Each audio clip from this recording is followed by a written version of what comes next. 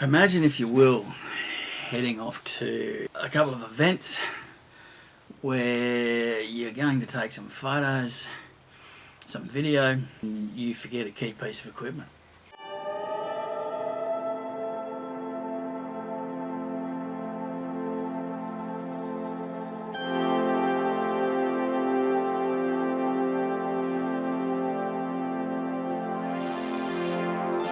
So I've done this just recently, and it's even more bizarre given that I'm a serial planner.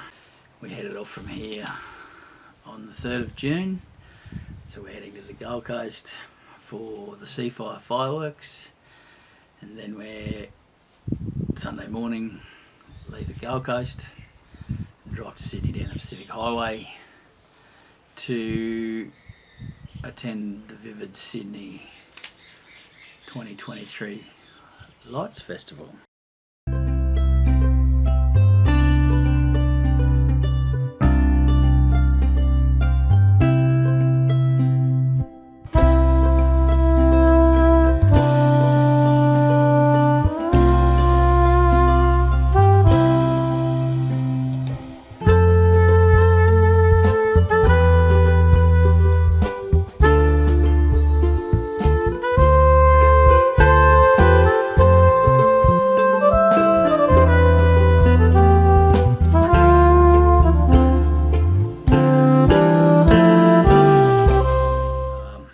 This video will morph into my budget results, and budgeting outcomes are pretty important to me and to what I do.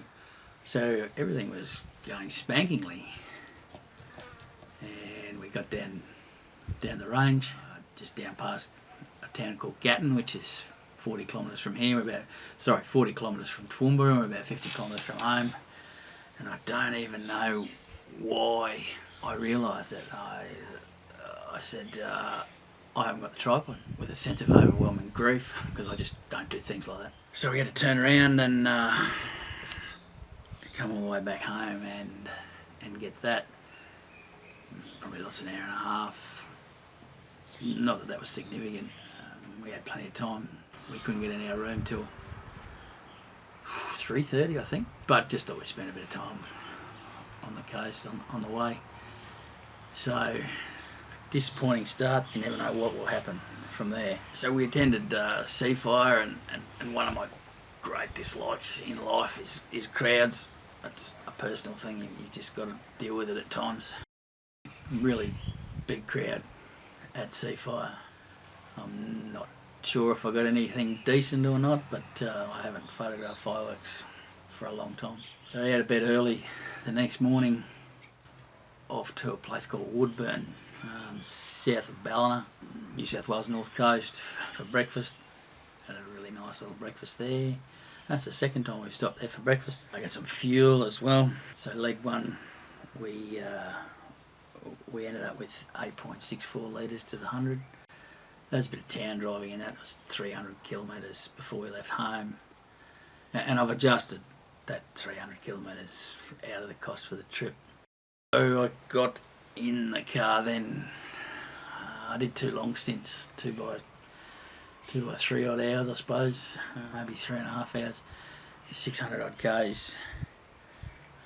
Quite a bit of rain from Ballina to Kempsey, and quite heavy rain through Coffs Harbour, which is now the slowest part of the trip on the Pacific Highway. It's quite a distance through Coffs. Lights, the speed zone's pretty much the rest of it now. The big new Pacific Highway's finished.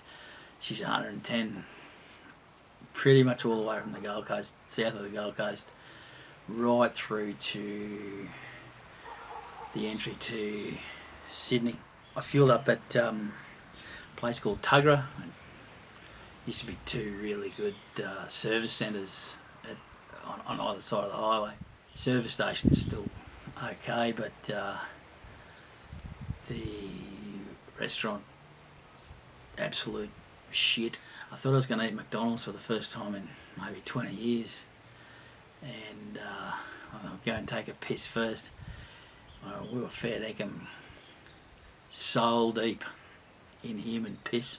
The stench was incredible. So at these service centres, they used to have a really good restaurant. McDonald's was up one end, and a very large multi-choice. You could have a roast, bacon and eggs, burgers, whatever you wanted, and a big truck stop, so service the truckies as well. Well, that's all closed, and it's just McDonald's. And while I'm a lover of technology, they were wanting you to order on their machine, so it wasn't going to happen. That's so fortunately there's another place there, standalone place. Not a lot of variety, but we ate there. Off we headed to Sydney. So that trip was 600 odd k's for 9.01 litres to the 100. It's a bit disappointing, but running through that rain is always going to knock that economy about a bit. So leg 3 then comprised of that fuel up about 100 k's north of Sydney,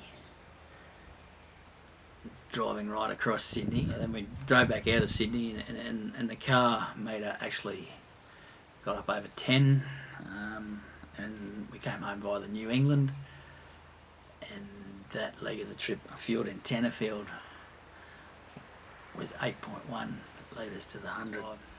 It's easy enough to work a fuel strategy with the information that's available on apps and websites today, so I didn't quite fuel up at all the places I thought I was going to. A little change in strategy on the way home. I thought I'd run, because we were running so well, I thought I'd run as far towards home as I could, and we couldn't park outside the hotel for some reason. The first time I seen it, that chock-a block, the street. So we did about 4 laps, and I didn't have the pin to enter the car park. So eventually we just decided, well, I'll cop the extra car park cost, and we'll go and park in the car park and then go and check in. Fortunately, the people Secure Park, I think, were very good and waived that charge, and we just went back to the 4 discounted days because I was staying at that hotel. It's interesting on the accommodation front. If I felt that the accommodation was going to be too much, we wouldn't have gone, and the accommodation needed to be within walking distance, and for us walking distance is probably 6 or 7 k's, I suppose. One night there we did 18 k's, but with the wife being a bit injured, it was not an easy 18 kilometres for her. So we ended up with about $280 a night, I suppose, with parking. A hop, step and a jump out through our window. The Sofitel was at $720, the Sofitel in Darling Harbour, and then a Hyatt at the Rocks was $1,700 a night.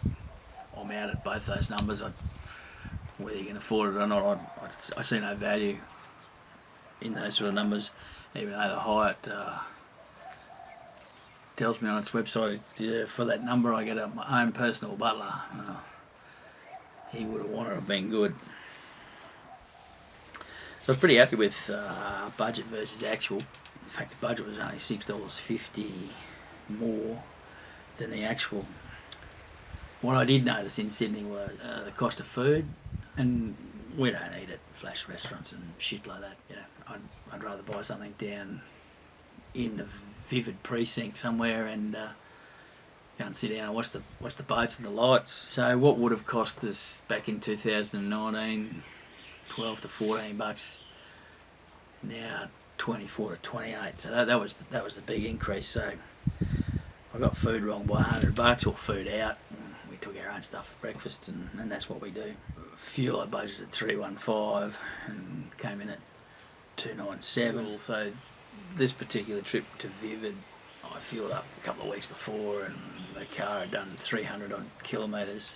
So we record all those things, obviously. So I took that amount of litres off 300 at 8 point, whatever the first leg was, 8.64. So I took that amount of litres and that amount of cost off the front end, and similarly I fueled up in Tenterfield, and it was about 115 kilometres home, and we were running at 8.1 prior to that.